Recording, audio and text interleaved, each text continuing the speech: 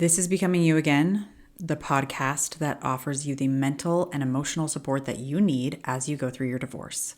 You are listening to episode number 197, and I am your host, Karen Nelson.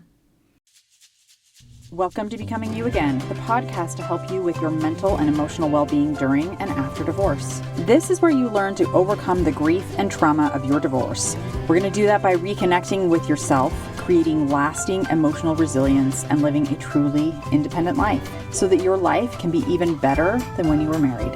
I'm your host, Karen Nelson. Hello, my friends. Welcome back to the podcast. It's the new year. You're now through the holidays. How are you feeling? What's new? What's different? What do you want to let go of as you begin with this fresh start that you have coming up? These are just some things to think about before I dive into today's topic. And so give those things a thought. If you haven't been thinking about them, maybe take a moment to think about them. You are totally allowed to create intentions for this coming year, whatever those intentions are. And if you haven't thought about them, maybe now's the time to do so. All right, so I've been toying around with the title of this podcast, and I haven't quite decided on it yet. And so I guess we're just actually going to have to see what it ends up being. But it's definitely going to be something to do with why we as women, as mothers, blame ourselves for everything while we go through divorce, and even beyond that, after the divorce. So yeah, you can see that title would be like totally crazy. It would be so long. And so that's definitely probably not going to be the title, but it will be something around those lines because that's kind of what I'm going for as far as topics go. Because a consistent trend that I see with all of my clients is that they blame themselves for so much as they move through the divorce. And then that blame often continues to pop up after the divorce. And so my goal is to provide some understanding as to why we as women are taking the blame. And then I also want to give you some tools to help when that blame shows up so that you can reprogram your brain to stop the blame game. I've been thinking a lot about this topic of blame for quite a while now, and a conclusion that I've come to is we as women take the blame for so many things that we should probably take responsibility for, and things that are completely and utterly outside of our control. And the reason we do this is because of the way that we have been socialized. Now listen, I talk about socialization a lot on this podcast and how it affects us as women. And I don't focus as much on the other half of that, but to be real, this same socialization also affects men, right? They are raised in the same society that we are. However, they are socialized differently than we are. But the point is that we are all, men and women, socialized to believe certain things about ourselves and our roles in this society. And what we believe about ourselves has us feeling certain things, and it's those feelings that drive our actions, our behaviors. And it's those actions and those behaviors that create a certain return in our own life, that create some kind of result in our own life. But because this podcast is made by me, who happens to be a woman, and it is for women, I will be focusing on the socialization of women. And so in case you haven't heard it enough, or maybe this is your first time listening to this podcast ever, I just want to talk about some of the ways that women are socialized in this society that we live in today. And it hasn't just been going on for today, it's been going on for many, many, many, many, many, many years, right? Okay, so women are socialized to demonstrate our value and our worth. We are often taught to believe that we are not inherently good enough as we are, but rather we have to show our value or our worth. And that comes out in many different ways. I'm going to talk about this in an upcoming episode, very in-depth, about self-love and self-confidence and self-esteem and all of that. So make sure and look forward to that podcast. But it is something that we are kind of taught, that our value as women needs to be shown, needs to be earned, needs to be like achieved in some way. And once we do that, once we've shown our value, then we can be accepted. That's when we are given permission to believe that we actually have value, that we actually have worth. Maybe you grew up with the idea that if no one wants to marry you, then there's something wrong with you. I definitely did. I had this underlying fear that I wasn't pretty enough. And I didn't grow up in a family that had a lot of money. And so I believed that it was definitely going to be harder for me to be chosen as a wife. I believe that that is part of the reason I got married so young, at 19. I believe that this idea was based on this belief that someone found me, someone chose me, and so I better not let them go because this might be my only chance at being completely worthy of whatever I believed that I was lacking in worth, right? And as women, we are also socialized to only like ourselves when certain conditions that society has decided upon have been met. So for instance, if you look young enough, even as you're getting older, right? Then you can believe that you're pretty and people will like you. If you weigh a certain amount or can fit into a sample size or whatever, right? A certain size, then you can believe that you're worthy of being out in public or worthy of riding on an airplane or worthy of fitting comfortably into a theater seat or worthy of being treated fairly and objectively by a doctor or generally just being looked at as acceptable by society. And if you're not, then sorry, you're shit out of luck. We are socialized to underestimate ourselves in every way. And then in turn, we then underestimate other women as well, right? Even if you're doing great and you are objectively excelling. One study has shown that women typically rate their performance as lower than men do, despite how they actually scored on a test. So we as women, we are socialized to believe that we are in charge of making everyone else comfortable and making sure that everyone else is taken care of. This is one of the reasons why women lean toward people pleasing. We believe that it's our literal job, J-O-B, capitalized, right? To make sure everyone else is good. And if they are, then we can relax a bit and we can take a load off. But if they're unhappy, we must fix it. And that means doing whatever it takes, even if that means pretending to be something that we're not, or trying to make other people's emotional lives safe, successful, happy, appreciated, loved, valued, praised, whatever, even if it makes us feel like shit. We will do it. If people are unhappy, we got to fix it.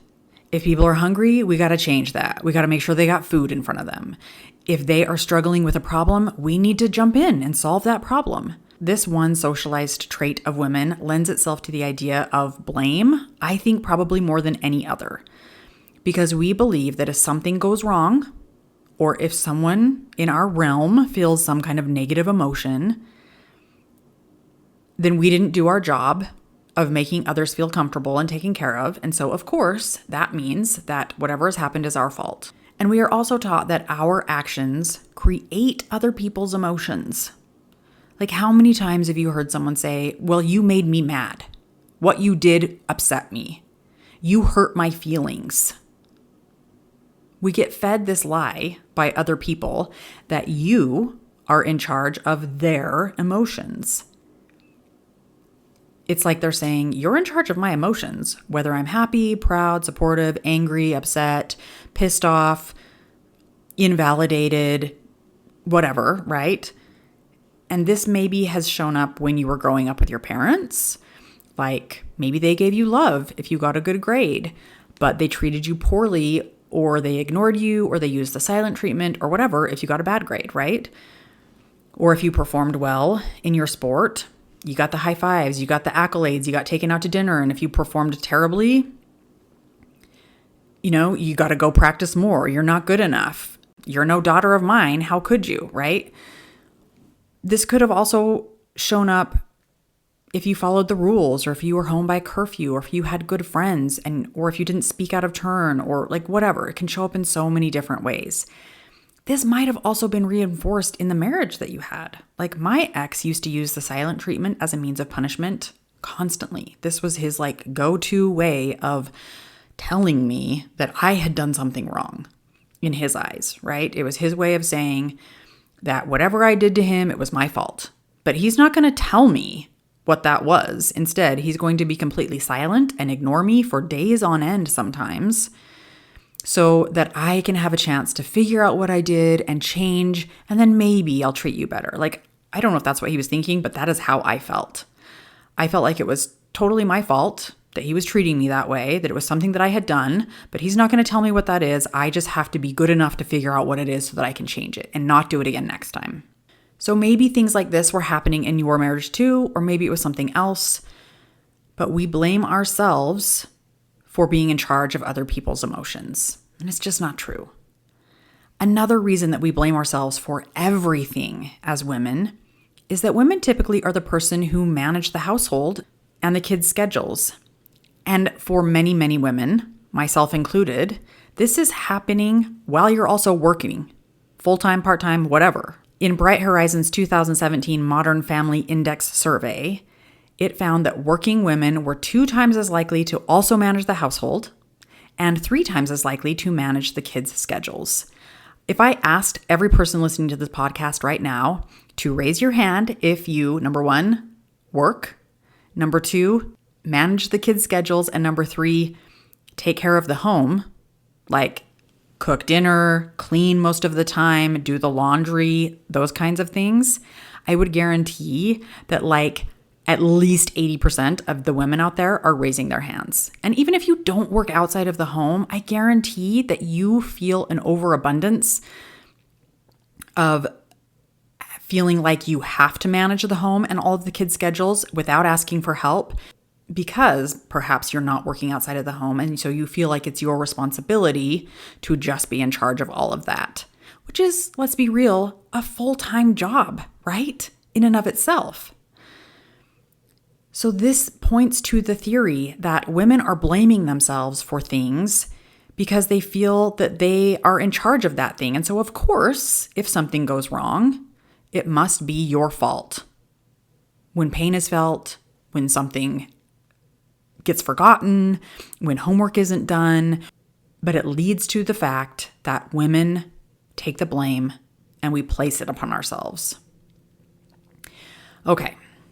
So now that we have a pretty good idea about ways that women are socialized and how that lends itself to the belief that we are to blame for everything, the next question is, now what?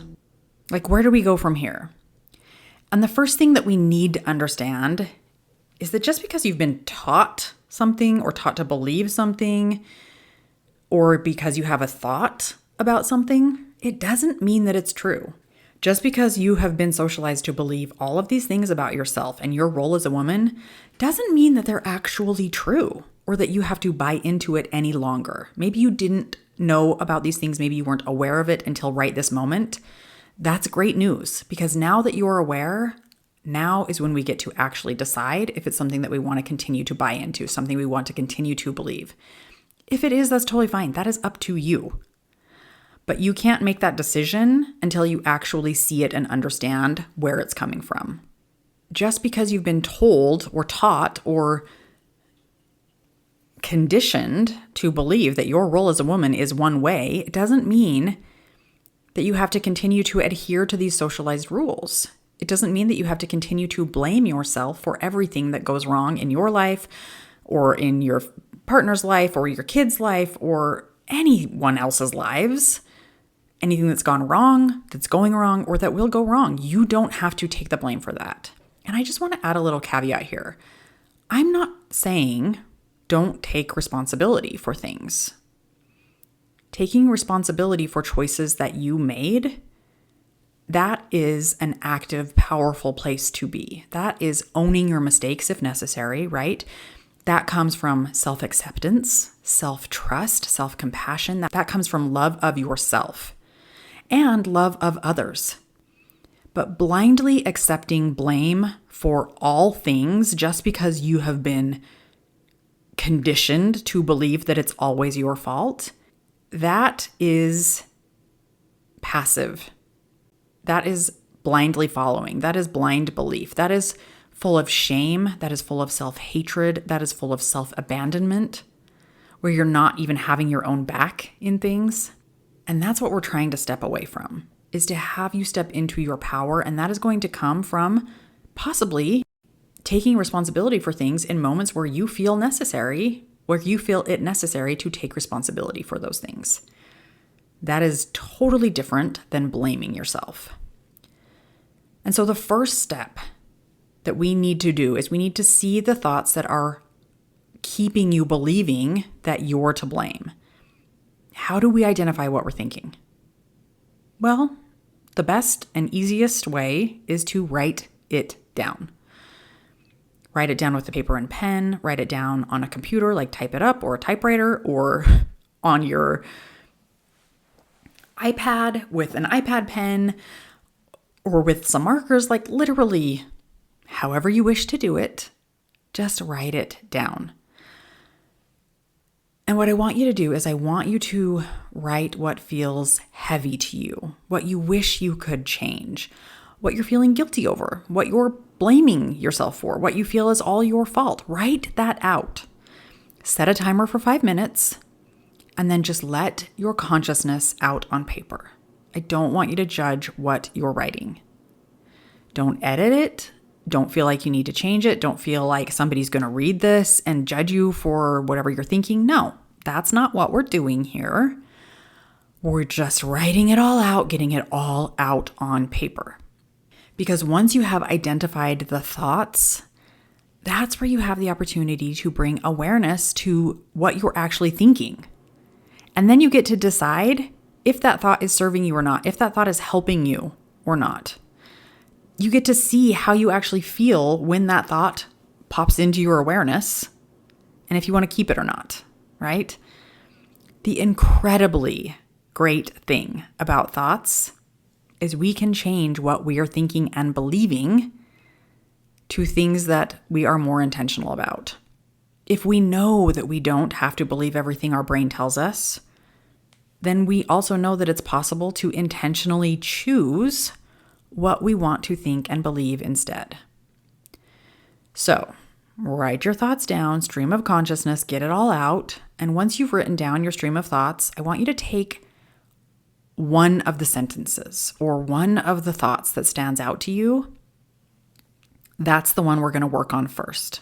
We're going to work on intentionally changing that thought first. You don't have to change all of them right away, okay? We're not shooting for perfection here. We're just shooting for a little bit of change, a little bit of feeling better, a little bit of reprogramming how we think about ourselves in this socialized world, right? So maybe one of your thoughts is, I'm a terrible parent for putting my kids through a divorce. Well, when you think that thought, how do you feel in your body? My guess is you probably feel some guilt, maybe some shame, maybe you feel inadequate, maybe you feel something else. Those things, they don't feel that good. If we want to be real, shame feels terrible.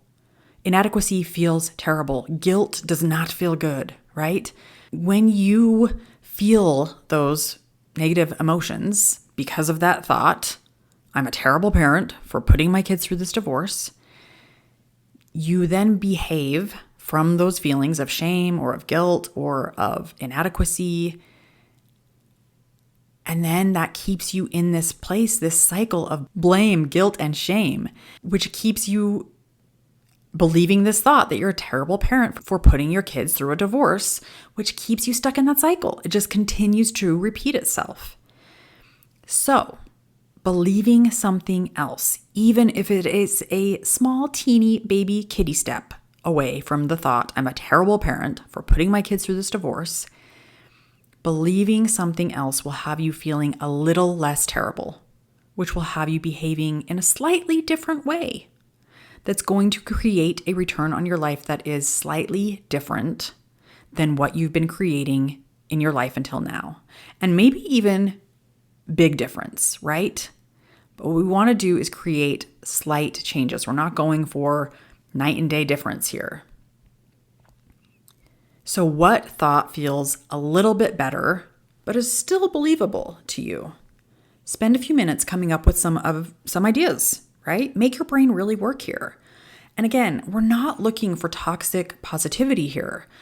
We don't want to go from, I'm a terrible parent, to whatever, I'm just the greatest parent alive. Hello, that is toxic positivity at its core, right?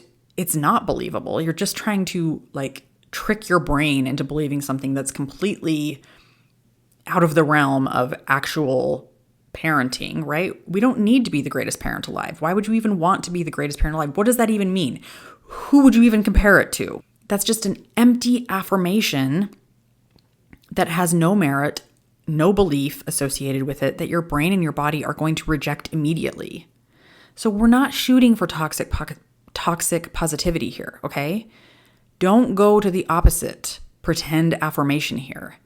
Really make your brain work. Come up with some tangential thoughts, meaning they're pretty close to what you already believe, but they feel a little bit better. Tangential thoughts that can work. I'm going to give you a few ideas, and then I'm going to give you just this one thing that you can think. It's like a little starter thought that works on almost literally every single thought that you might have that's negative about yourself. And it's going to be a great one. If you can't think of anything else, you can use this one. I use it sometimes and it's really great. But I want you to start with these starter thoughts to get you out of this blame cycle.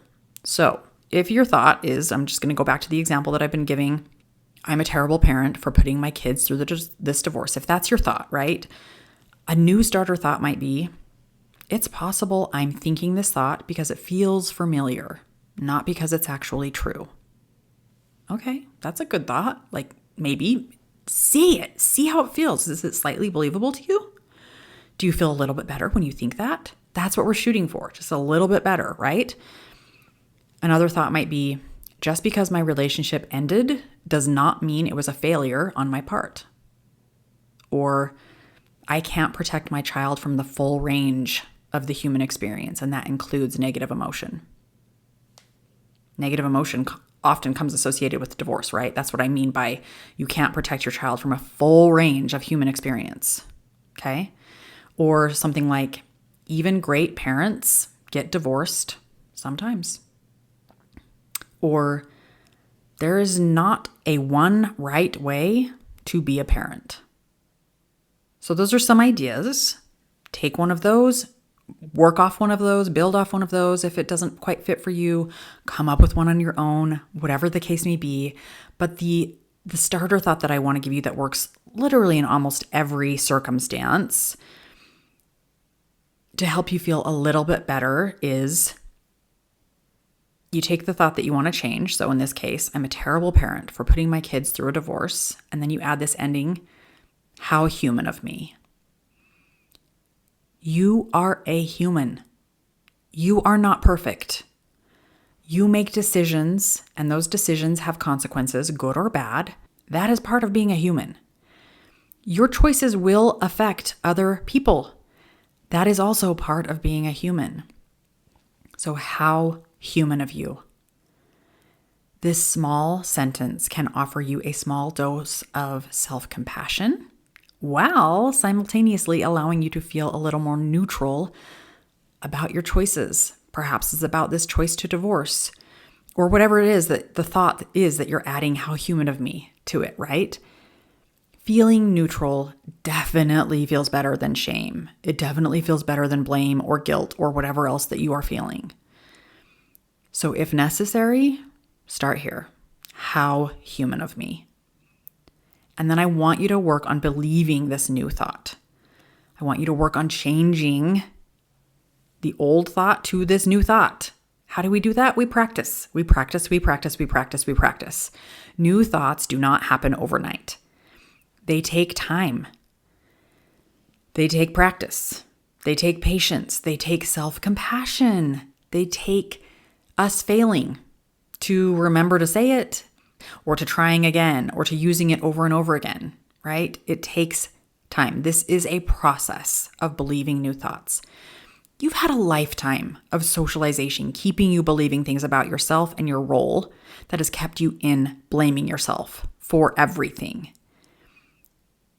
Now it's going to take a little time and a lot of repetition for the new thought to take hold.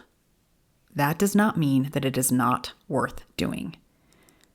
You are worth doing this work on. You are worth changing your thoughts. You don't deserve to blame yourself for everything that is happening to yourself, to your kids, to your family, to your partnerships, to your end of marriage, anything, right? Totally okay for you to take responsibility. Totally not necessary for you to be blamed or take the blame for everything. All right, my friends, that is what I have for you today. Do this work. You deserve it. You are worthy of it. I love you. Thank you for being here. I will be back next week. Hi, friend. I'm so glad you're here and thanks for listening. I wanted to let you know that if you're wanting more, a way to make deeper, more lasting change, then working one-on-one with me as your coach may be exactly what you need. Together, we'll take everything you're learning in the podcast and implement it in your life with weekly coaching, real-life practice, and practical guidance. To learn more about how to work with me one-on-one, go to KarenNelsonCoaching.com. That's www.KarenNelsonCoaching.com. Thanks for listening. If this podcast agreed with you in any way, please take a minute to follow and give me a rating wherever you listen to podcasts. And for more details about how I can help you live an even better life than when you were married, make sure and check out the full show notes by clicking the link in the description.